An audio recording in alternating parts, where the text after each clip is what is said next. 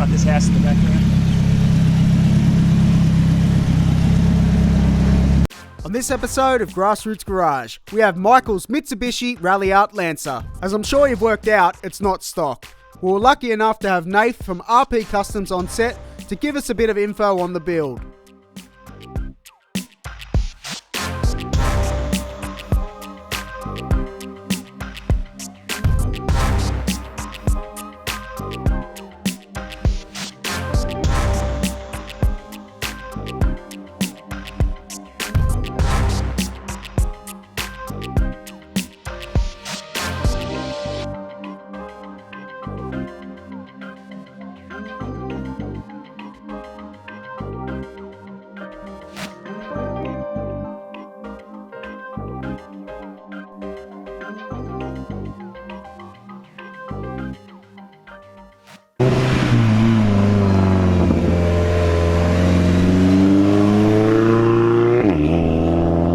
Welcome to Grassroots Garage. We've got Rallyart today. It's Michael's car. Michael, thanks for your time, man.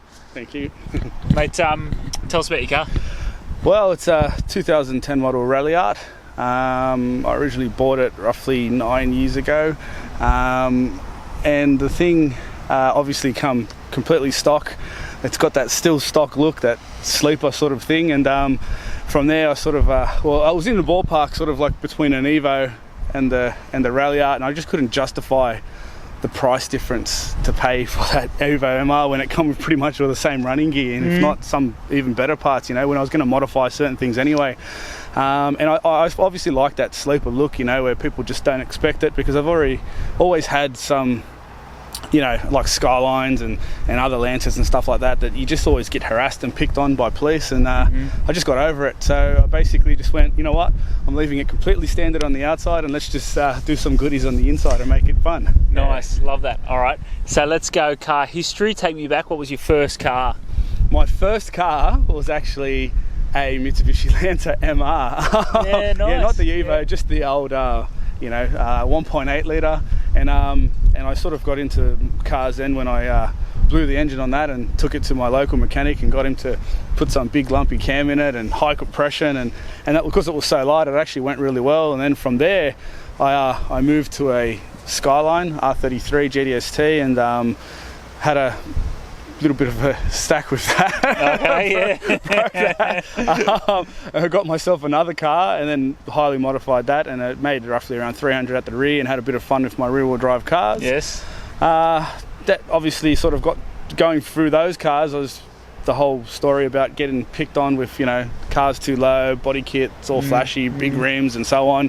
I sort of got turned off that whole thing, and this came along, and I sort of went and bought this, you know. Yeah. So then from there, basically, here we are today with all the power we got. Yeah. Yeah. All right. So what's next for the car? Next for the car as now?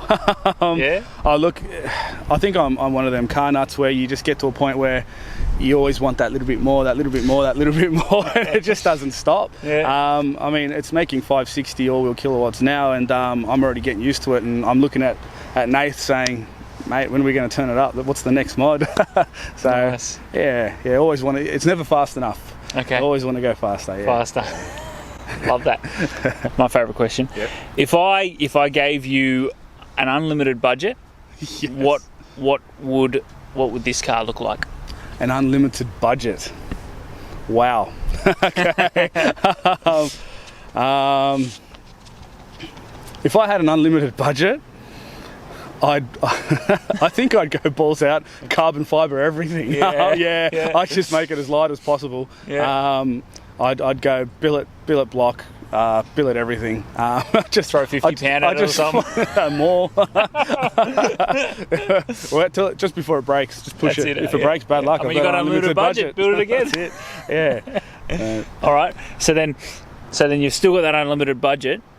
What other cars would you have at home? Wow.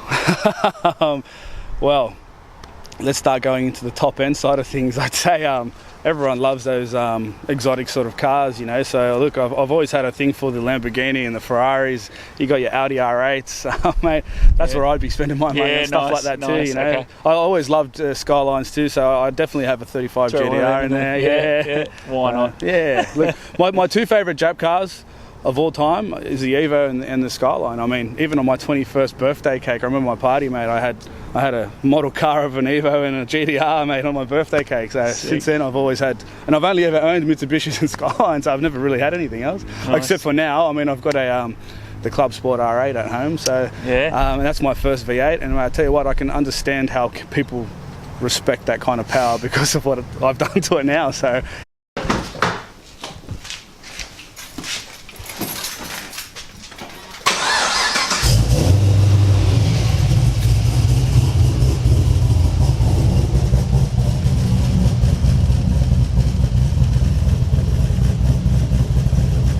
yeah, but nice. To compare it into power to this, it's not even close. This thing's just, when it opens up, forget about it. It just goes, yeah. All right, mate, it's not built for this. Can we take it for a drive? Definitely, we can, nice. Yeah. So this is just normal mode? This is just normal automatic driving mode. I'm not changing any gears, the car's doing everything itself. That's magic. Then we can, from there, we flick it into sports on the roll. Oh, wow. And it drops the gear, see? And you hear it immediately, wow. Yeah. Gets aggressive. Still in auto. It's in sports mode. Sports mode. What a change, man, from normal. Yeah. Wow. And we put it back in normal on the fly, and you'll feel it change gears again. Well, it just drops down to the next gear. Yeah. So that's the benefit of keeping it on the factory computer and the factory setup, isn't it? That's right, yeah. So you're almost daily in this car? Pretty much, yeah. This is my daily car. That's mad. That's why when you said, do I daily the HSV, I laughed. I went, no, I actually daily this. They just think it's a standard Lancer. The only thing that sort of gives it away is the semi-slicks and the number plates. Other than that, but you know, the slicks that I got on there are street legal, so they're not like a drag radio or anything like that. So, but without those street slicks, you would just have... We'd be all over the place. Yeah. How much boost are you running at the moment? So we just hit 32 on the bike. Yeah, okay. Which is running at the moment, so he's turned it down a little bit. But 32 is fairly safe, yeah, for an Evo? Oh, for this engine in general, yeah. Yeah. Depends on the build, what rods you got, and you know, it all depends on the torque too. Like, because you got to, depending on how much torque it makes at certain revs, and that's where you start going, poof, throw the rods and stuff. Right, gotcha. Yeah. So this is sort of like there's two people here today. We're lucky enough to have Nath here as well, and Nath's from RP Customs, and he's done a lot of work on the car. Nath, thanks for coming along and sort of being part of the shoot, mate. Really appreciate it. Yeah, thanks for inviting. Legend. Okay, we've got a 2010 Mitsubishi Ralliart here. Yep. That we've set up at our shop, RP Customs. And with this motor, we've made a 2.2 litre stroker engine, and we've set it up with a Precision 6466 turbo. Yep. Runs a 4-inch intake and still running the stock ECU.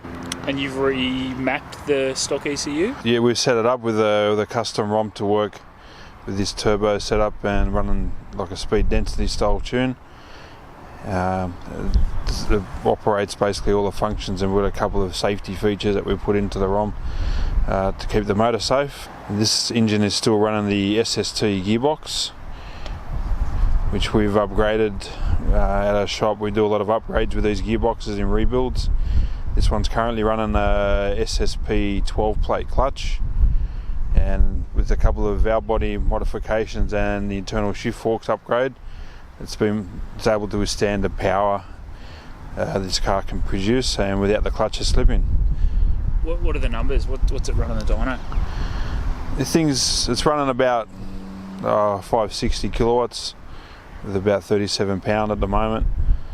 We could push it a bit more, but it's sort of getting a couple of restrictions on couple of certain parts, but overall it runs pretty good with this power on a stock ECU. It's always run on E85, but we've done a couple of upgrades from the previous setup with bigger injectors running ID 2000s.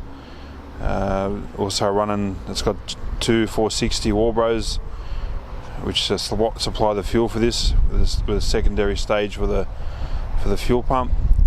And it's able to keep up with the flow at the moment with the power that this is producing. And Nate, thanks for coming down and being part of the shoot. Yeah, thank you. And he doesn't know it yet, but he's going to drive my car around so I can hang out the window and film from the other side. So thanks for driving as well, man. In the official Grassroots Garage car, Nate's our driver for the afternoon. Hey. Is this the quickest cave ever driven, Nate, or what? As far as I can remember. The mighty Subaru.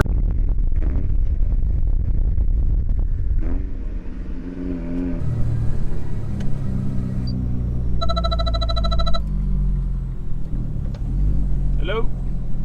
Yeah, you got me? Yeah. My walkie-talkie. Yeah, that's it.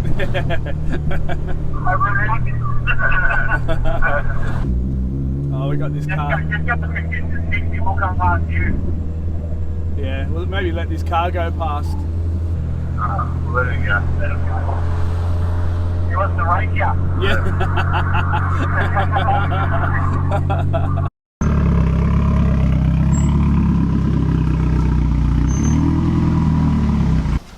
That E85 life. That's it for this episode of Grassroots Garage. Hopefully you've enjoyed checking out this Lancer. Michael, thanks for your time, man. No worries, thank you. Legend. Thanks for watching, and a huge shout out to all the new subscribers to our YouTube channel. Stay tuned for the next one.